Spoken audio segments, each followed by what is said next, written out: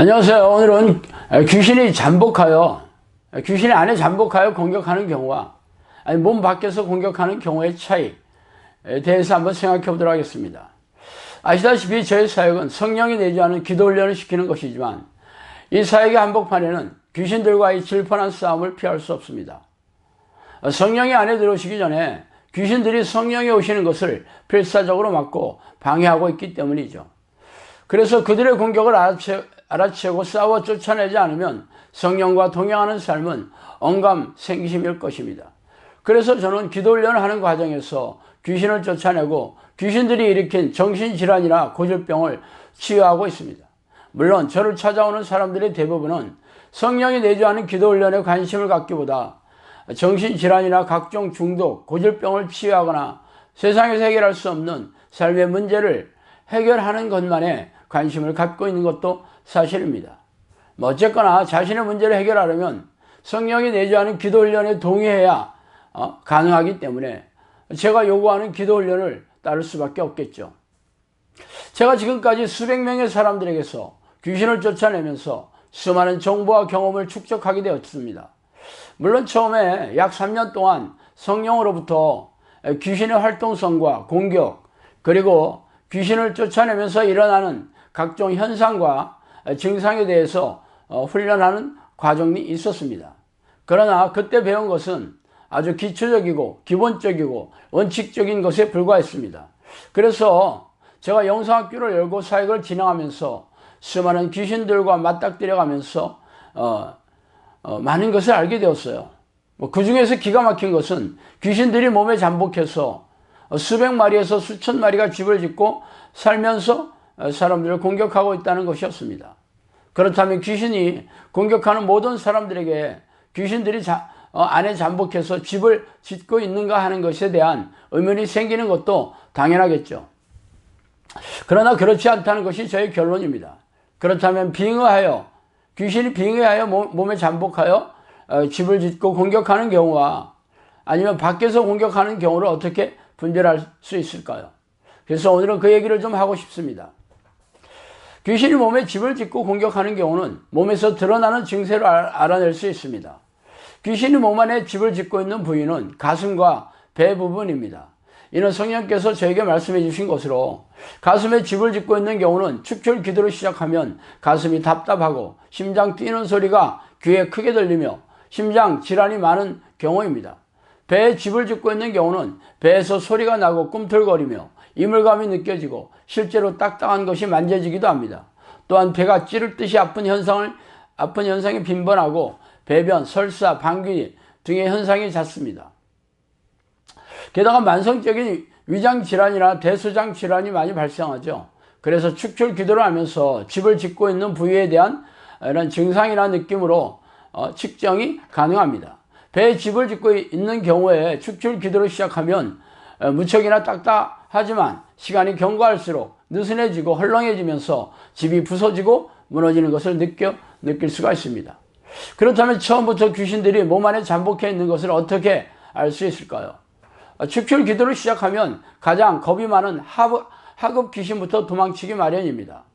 그들이 나갈 때 하품, 기침, 가래, 침, 트림, 방귀, 혹은 헛구역질, 구역질, 설사, 그런 등의 현상이 일어나죠.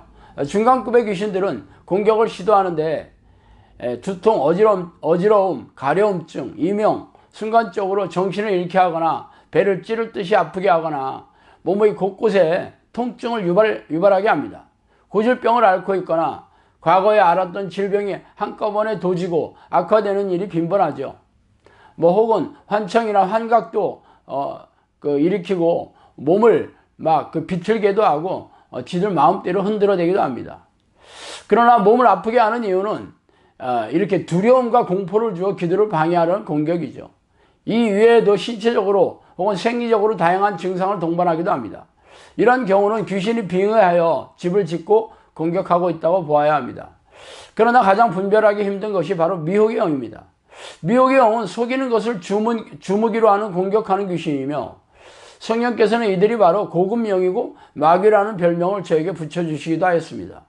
그래서 이들 고급영이 몸에 들어와서 집을 짓고 하급령이나 중간급의 귀신들을 끌어들여서 집을 짓고 사슬로 묶어서 도망치지 못하게 한다고 말씀하셨습니다. 그러나 문제는 이 미혹의 영은 들어올 때나 나갈 때 아무런 증상이 없다는 것이죠. 그래서 저는 축출 기도를 할 때 그들이 드러나는 증상은 참고만 할 뿐이지 죄다 나갔다고 인정하지 않습니다.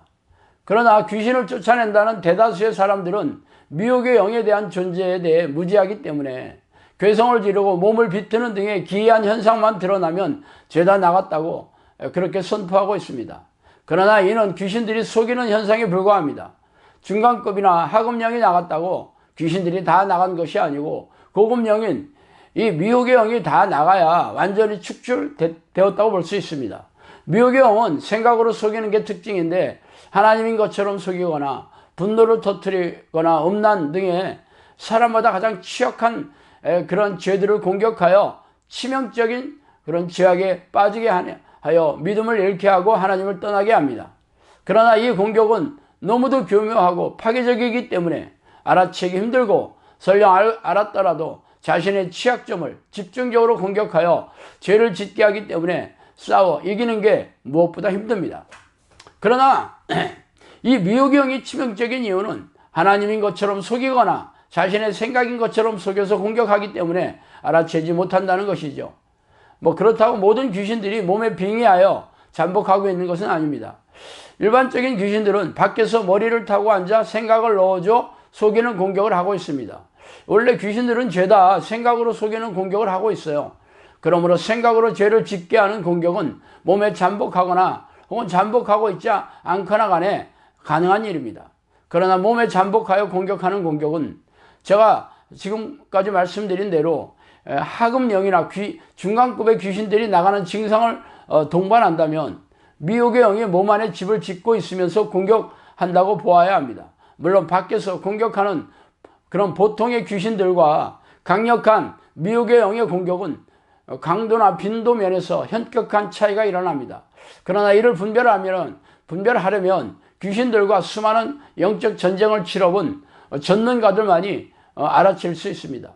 저는 그동안 많은 경험을 통하여 미혹의 영의 공격 강도와 분야를 분별하여 일반 귀신들이 속이는 공격인지 대장급인 미혹의 영의 공격인지를 분별하고 있습니다. 그러나 모든 귀신들은 자신의 정체를 철저하게 숨기고 있기 때문에 성령의 능력이 있는 사람들만이 축출 기도를 해야 그들의 정체가 비로소 드러나고 있습니다. 물론 많은 영적 전쟁을 치러본 전능가들은 사람들의 그 생각이나 말, 행동을 통해서 혹은 얼굴만 봐도 귀신이 잠복해 있는지 가능한 게 가능합니다. 그러나 저는 귀신들이 팩트로 실제로 자신의 정체를 드러나기 전까지는 말을 삼가하고 있는 실정입니다. 왜냐하면 그들에게 말해줘야 믿지도 못하고 믿고 싶지도 않기 때문입니다. 어쨌든 죄를 부추기는 귀신을 알지 못하면 죄와 싸워 이길 수도 없고 죄와 싸워 이기는 자가 되지도 않습니다. 죄와 싸워 이기는 자가 되지 않는다면 천국도 당연히 언감 생심일 뿐이 분명할 것입니다. 자, 오늘 여기까지 하겠습니다. 감사합니다.